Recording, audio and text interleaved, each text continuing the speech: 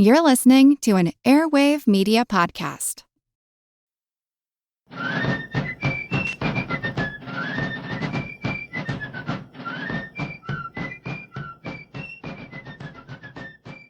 Hello, and thank you for joining the American Revolution.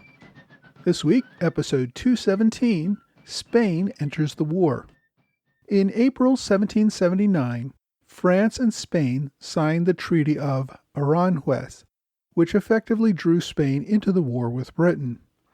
For the past couple of centuries, Spain had been France's traditional ally and Britain's traditional enemy. While Spain did not share France's enthusiasm for American liberty, it did harbor grudges against Britain and welcomed an opportunity to settle some of them by entering the war. In the late 1700s, Spain was near the height of its worldwide empire. Spain, of course, had been the first European power to colonize the Americas following Christopher Columbus's revelation that an entire Western Hemisphere existed and was available to be conquered.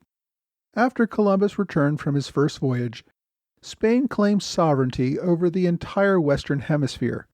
It did so even though Columbus only had limited information about a few islands in the Caribbean. About a year after Columbus's return, Spain and Portugal signed the Treaty of Tordesillas, which essentially recognized Spain's claims to all lands west of a vertical line drawn through the Atlantic Ocean. The treaty was designed to recognize Portugal's claims to some islands in the Atlantic while ceding to Spain all the unknown lands further west.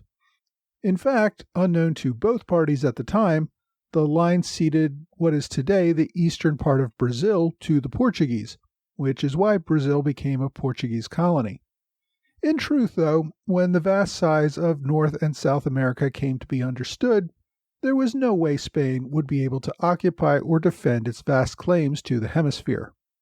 Britain, France, the Netherlands, and other European powers were not parties to the treaty and did not recognize Spanish claims to the entire Western Hemisphere. But Spain was the first to establish a colonial empire. For more than a century, Spain conquered most of South and Central America, as well as many Caribbean islands. It was not until the early 17th century that other European powers seriously began to consider American colonies of their own. By that time, Spain had enslaved much of the native population and was hauling gold and silver by the shipload back to Spain. The age of conquest and colonization could really be an entire podcast by itself. Suffice it to say that Britain, France, the Netherlands, and a few other European powers got into the game late and had to settle for leftovers, mostly in North America, where Spain had not really established a presence yet. Part of Spain's problem during this era was that it was not really a well-organized nation-state. Rather, it was still a collection of different kingdoms. A modern army and navy were not really part of its top priorities. King Carlos III was beginning to change all of that, but it would take time. Spain at this time was considered an enlightened absolute monarchy. That meant that the country was open to some social and economic reforms, such as encouraging scientific learning and allowing the ownership of private property, but ceding political power was out of the question. The king controlled the government. Ideas about shared sovereignty, inalienable rights, or rule by the consent of the governed were just not welcome in Spain. When Great Britain saw the tons of gold and silver that Spanish mines in America were producing, it knew it had to establish its own colonies. Britain and France both invested in powerful navies in order to challenge Spanish claims in America. For the most part, Spain was having enough trouble controlling all the colonies it had already established by that time, and it basically tolerated the colonization of North America by the other European powers. Now, there were, of course, disputes that sometimes resulted in war. For most of the 17th and 18th centuries, European powers tried to take colonies from each other. Since Spain had originally claimed everything, it had nowhere to go but down. British naval power created problems for the Spanish Empire. Over time, it not only impacted their colonies in America, but elsewhere as well. At the end of the War of Spanish Succession in 1714, Spain not only had to cede the Mediterranean island of Menorca to the British, but also Gibraltar, which was on the Spanish mainland. Gibraltar was a key piece of land at the very southern tip of Spain, which controlled entry and exit from the Mediterranean Ocean. Spain also gave Florida to Britain after the 7 Years' War in exchange for getting back Cuba, which Britain had captured during the war. Spain was eager to reclaim some of its lost territories from Britain, particularly Gibraltar. But as it had found over the years, wars were very costly and could result in losing more territory than it won. Spain had proved effective in conquering natives in the Americas, but things tended to not go well when they tussled with other European navies. Spain had almost gone to war with Britain over the Falkland Islands in 1770, but then conceded British control of the islands rather than risk another costly war at that time. As France moved toward war with Britain, it tried to drag along its traditional Spanish ally. Britain was relatively isolated, and none of its traditional European allies were joining in the fight. And with Britain's resources sapped in putting down the rebellion in North America, this was a perfect time for France and Spain to gang up and take back some territory. Spain, however, was not as enthusiastic as France. In 1776 and 1777, Spain was fighting a war with Portugal, primarily over the border in South America between the Portuguese colony of Brazil and the rest of Spanish-controlled South America. The main outcome of that war was to confirm that Uruguay would be under Spanish authority.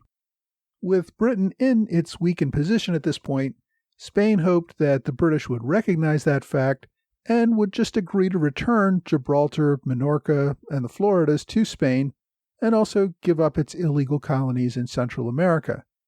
Spain had provided some of the funds early in the war to provide covert military aid to America via the Rodriguez, Hortalez and Company, run by Silas Deane and Pierre Beaumarchais. Spain had also given cover to a few American privateers early in the war. But even after France went to war in early 1778, Spain did not want to go to war until it gave Britain a chance to buy them off by ceding back the territories that they wanted. It probably would have been happy just to regain Gibraltar. If Britain had ceded Gibraltar back to Spain, then Spain almost certainly would have stayed out of the war. Spain attempted these diplomatic negotiations as the war progressed. By 1779, it was clear that Britain was in real trouble, and that it still had no interest in ceding back territory to Spain. It rejected the Spanish overtures over Gibraltar, and as I said, France and Spain were traditional allies, two Catholic countries ruled by Bourbon kings whose family had closely intermarried. French Foreign Minister, the Comte de Vergennes, had been working with Spanish Foreign Minister José Moñino y Redondo, Conde de Floridablanca, to agree to terms that would entice Spain into joining the war. King Carlos III saw a real danger in supporting an American rebellion against a European king. All of Spanish America could use that precedent to overthrow Spanish rule throughout the Americas. Revolution is always a dangerous game for monarchs to play. Beyond the concern of Spanish revolutions, Spain also feared that an independent America might soon threaten its Louisiana territory. Spain had acquired Louisiana from France after the 7 Years' War. Unrestricted Americans pushing westward might threaten those claims and lead to future wars. As far as Spain was concerned, that cautioned against American independence. Like France, Spain was happy with an ongoing rebellion that would sap British resources and occupy its rival. But it really wasn't looking forward to dealing with either party as the winner after the war concluded. For a time, Spain held out the offer to Britain to mediate an end to the war, the price, of course, being Gibraltar. Spain really had no leverage over the American colonies. Its main value to Britain probably would have been to take France back out of the war. But since there was not much realistic chance of that either, Britain did not accept Spanish offers of mediation. With the lack of British interest, Spain could either remain neutral or join the war with France. As I said, Spain was in no hurry to join the war, while France really wanted the extra support in its war with Britain. The British Navy was larger than the French Navy, but it was not larger than Spain and France combined. This meant that a Spanish alliance would help protect French island colonies and put British island colonies at risk. In short, France was desperate to bring Spain into the war in order to tip the balance of power. As a result, France had to agree to Spanish demands in order to entice it into joining the war. The big issue for Spain was Gibraltar. France had to agree that it would continue the war until they had recovered Gibraltar for Spain. Since the Franco-American Treaty committed the U.S. to continue fighting until France concluded its peace, this treaty between France and Spain effectively committed the U.S. to the recovery of Gibraltar as well. Spain also hoped to recover Menorca and the Floridas. Spain had also pushed for some sort of joint French-Spanish control of the North American colonies once Britain ceded authority. Like France, Spain did not believe that the Americans could govern themselves and that they would eventually have to become part of a protectorate. France, however, realized that the Americans were not going to agree to this. While the Americans might someday appreciate the need for some royal authority to govern them, it was not possible to make such a proposal at this time. Therefore, the idea of a joint protectorate did not make its way into the treaty. The treaty made clear that Spain did not recognize American independence. This was a treaty with France only, to cooperate in the recovery of colonies. If the American rebellion aided in that process, great.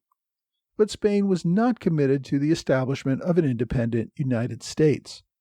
Spanish forces would not assist in the ongoing struggle of the newly self-proclaimed United States. Rather, Spanish efforts in America would focus on shoring up control of Louisiana and reclaiming East and West Florida. France, which had already been at war with Britain for over a year, asked for relatively little in the treaty. Mostly, it wanted support for its claim of a return of fishing rights from Britain off the coast of Newfoundland. With the terms of the treaty resolved, France and Spain signed the treaty on April 12, 1779. The terms of the treaty were not made public. Spain declared war on Britain in June. Word reached America about Spain's entry into the war, and of course that news was met with great celebration. Regardless of Spain's motives or interests, forcing Britain to spread its military resources even more thinly to deal with another world enemy would only benefit the American cause. The news, however, was slow to arrive. Even months after Spain's declaration of war, the Americans were still unsure of Spain's status. By late August 1779, Washington was only writing that he had reason to believe that Spain had entered the war, but could not say for certain, and even if they did, what the terms of entering the war were. It was only in October that Washington and Congress received definitive word that Spain had entered the war. Because Spain did not recognize the United States as an independent nation, it did not send an ambassador. However, Spain did send an observer to Congress sometime earlier. Don Juan de Morales came from a relatively well-off family, but not aristocracy. His father was a Spanish officer and his mother was French. He was born in Spain, but moved to Havana, Cuba, as a young man. There, he married the daughter of a successful Havana merchant and ran his own trading company. In search of markets, he began trading with the British colonies in North America. He spoke English, and he had a number of contacts in St. Augustine, Charleston, and Philadelphia. Of course, in the pre-war era, most trade between Spanish and British colonies were illegal. But neither government was enforcing those rules very much, and trade flourished. Morales established himself as a wealthy Havana merchant. When the revolution began, Spain remained officially neutral, but often did what it could to encourage the rebellion against British authorities. When American privateers began arriving in Havana with British prize vessels, Morales made money buying those prizes and then reflagging them and selling the ships and cargo. By 1777, Spanish officials in Madrid sent word to the Governor-General of Cuba to send agents to various British colonies. Morales's brother was sent to Florida to stir up the natives against British rule. Another agent went to Jamaica, and Morales took the assignment to go to Philadelphia and maintain relations with the Continental Congress. Getting to Philadelphia in 1777 from Cuba was not easy. British naval traffic in the area was focused on keeping military supplies from the West Indies from reaching the rebels in North America. Morales left aboard a Spanish ship purportedly bound for Cadiz, Spain. The captain of the ship had orders to put into Charleston, South Carolina, purportedly to make emergency repairs. Morales left the ship in Charleston in January of 1778. While in Charleston, Morales wrote to Spanish officials hoping to get some sort of commission for his new role. He didn't know it, but about this same time, officials in Spain had appointed him as a commissioner. Since Spain did not have formal relations with the U.S., his role was more of an observer. There is some debate, both then and now, about his official status as a representative of the Spanish government. However, it was clear that he was effectively Spain's representative to the Continental Congress. Morales took his time getting to Philadelphia. After arriving in Charleston in January, he met with Governor Edward Rutledge, and they discussed plans to invade East Florida. He also purchased and outfitted a ship that would run trade between Charleston and Havana. Over the next few months, Morales moved north, slowly, meeting with Governor of North Carolina Abner Nash and Virginia Governor Patrick Henry. The topic of conversations was usually Spain's interest in cooperating in the recovery of the Floridas. Now, this was the same winter that the British occupied Philadelphia. Washington was in Valley Forge, and Congress was meeting in the small town of York, Pennsylvania. Morales did not seem in any hurry to get there. However, shortly after the British evacuated Philadelphia in the spring of 1778, and Congress returned to the city, Morales made his way to the American capital and began making contacts. It was about this time that word of France's entry into the war had arrived in America.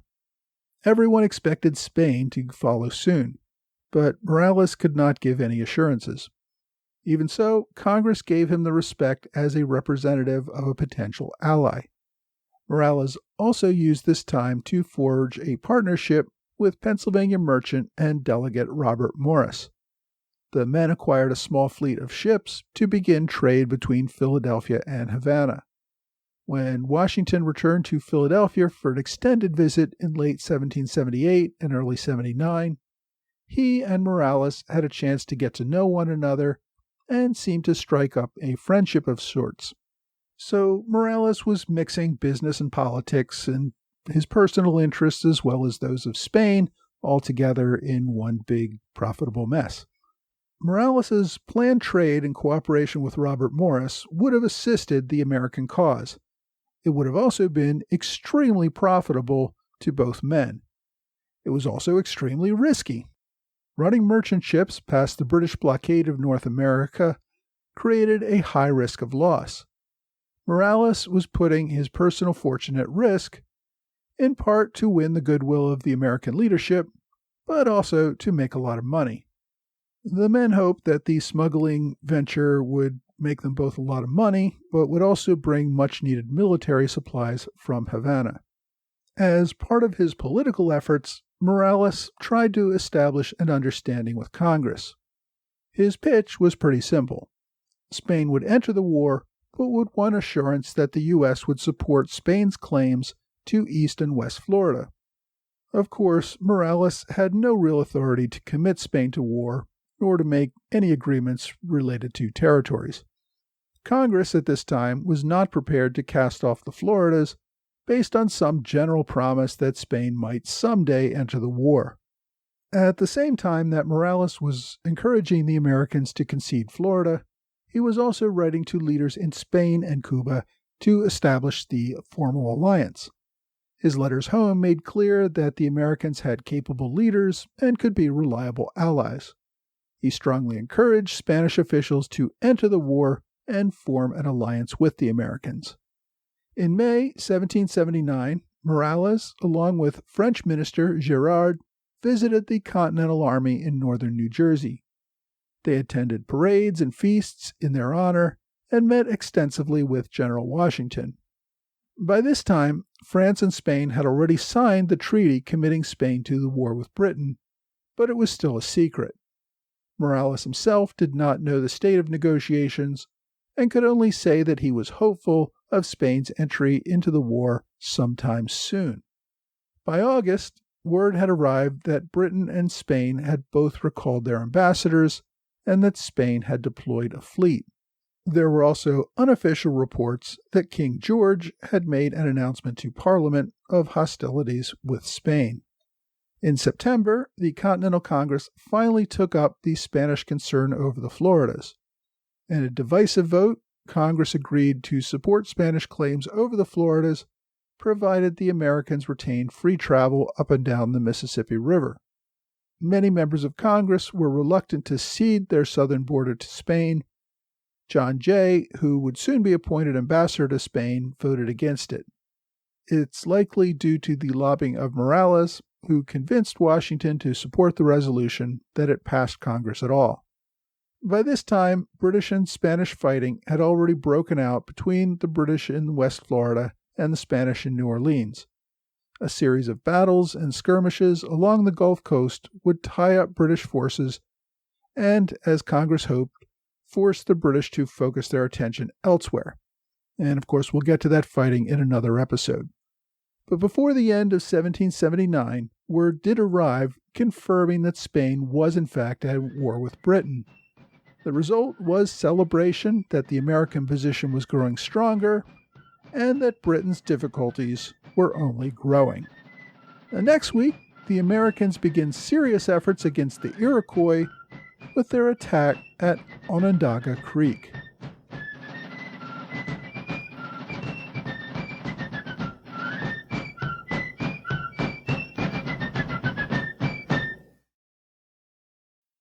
Hi, thanks for joining the American Revolution Podcast After Show. Thanks to my Patreon supporters in the Alexander Hamilton Club, Trey Nance, George Davis, and George Hunter. Thanks also to Lyceum in the Robert Morris Circle. I'm also grateful to Paul Kallenberger for another generous gift via PayPal. If you would like to be a Patreon of this podcast, go to patreon.com/amrevpodcast. You can also give a one-time benefit at paypal.me/amrevpodcast. I really appreciate everyone who has helped to cover my costs in running this podcast. Now, this week, Spain joins the war indirectly through a treaty with France. There has been a push by some to credit Spain with a key role in the founding of the United States, similar to that of France. Now, there is no doubt that Spain's entry into the war benefited the American cause by further distracting the British. But unlike France, Spain did not send officers to serve in the Continental Army. It did not fight side by side with the Continental soldiers. It did not even recognize American independence until 1783, the same year as Britain. Spanish officials were greatly concerned that American independence would inspire Spanish colonies in America to seek their own independence, a fear that proved all too true in the 19th century as the Spanish Empire in America collapsed in a series of independence revolutions. If you want to read more about Spain's role in the revolution, this week's book recommendation is Spain and the American Revolution: New Approaches and Perspectives by Gabriel Paquet and Gonzalo M. Quintero Saviera. The book is a series of papers originally presented at the Sons of the American Revolution Conference in 2018. The book itself was published in 2020.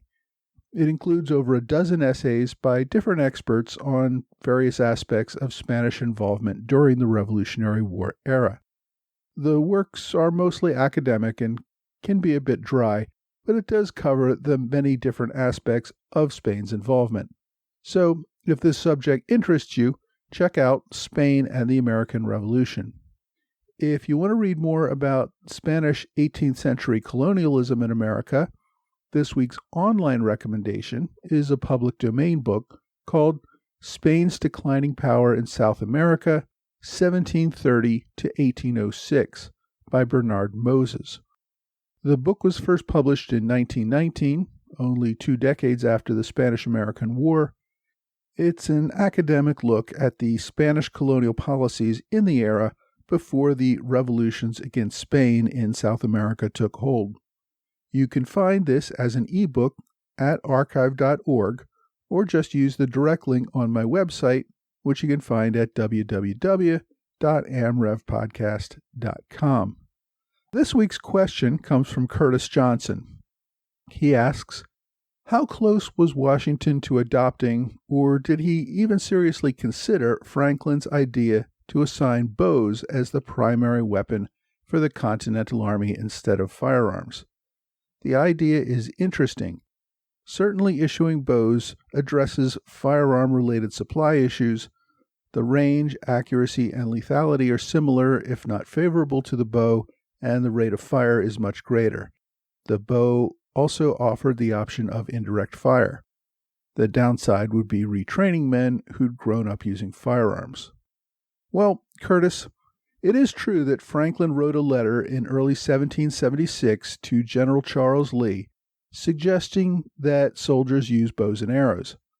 At the time, the Continental Army had almost no gunpowder and lacked the ability to make very much of it. Some of the Continental soldiers around Boston had been given pikes to use as weapons during the siege of Boston. Franklin gave 6 reasons for the use of bows and arrows. 1. Because a man may shoot as truly with a bow as with a common musket. 2. He can discharge 4 arrows in the time of charging and discharging 1 bullet. 3. His object is not taken from his view by the smoke of his own side. 4. A flight of arrows seen coming upon them terrifies and disturbs the enemy's attention to his business. 5. An arrow striking in any part of a man puts him hors de combat till 'tis distracted. 6. Bows and arrows are more easily provided everywhere than muskets and ammunition. Franklin, of course, loved out-of-the-box thinking and regularly proposed all sorts of offbeat ideas. He was not, however, a man who had any practical military experience. To someone with little practical experience on an 18th century battlefield like Franklin, or probably you or me, a bow seems superior in many ways. Muskets were generally considered useful only at less than 100 yards, and really more like 40. Longbows had a range of over 350 yards. Muskets could also usually only get a rate of fire of maybe 3 or 4 shots per minute, and a good archer could release 12 arrows per minute.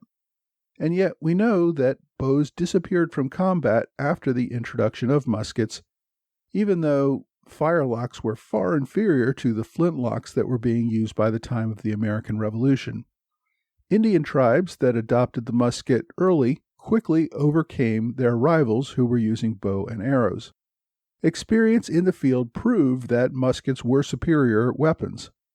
People who have looked at battles where muskets faced off against bows did not appear to find any real battle advantage for the archers, and usually quite the reverse. European military leaders, through experience, found that muskets were more effective on the battlefield despite their limitations. Musket balls could penetrate shields and armor. They were more devastating in stopping charges. They simply proved more effective in battle, which is why bows and arrows disappeared from European battlefields centuries earlier. Even so, for an army that did not have muskets and was using pikes, why was Franklin's bow and arrow suggestion just dismissed? General Washington had ordered the manufacture and deployment of pikes and spears shortly after his arrival in Boston, but not so for bows and arrows. The reality is that making a good bow and arrow is an advanced skill that simply did not exist in the colonies. Using a bow and arrow also requires years of training and development of certain muscles, something that the Continentals did not have time for once the war began. So, without the time, training, and expertise to use bows and arrows, they simply were not a practical solution. So, despite Franklin's letter, Continental officers never seriously considered developing a force of archers to use in the Revolution. If you have a question for me, please email me at mtroy.history@gmail.com or reach out to me on Twitter, Facebook, or other social media. I will be happy to answer your American Revolution-related questions. Well, that's all for this week. I hope you will join me again next week for another American Revolution podcast.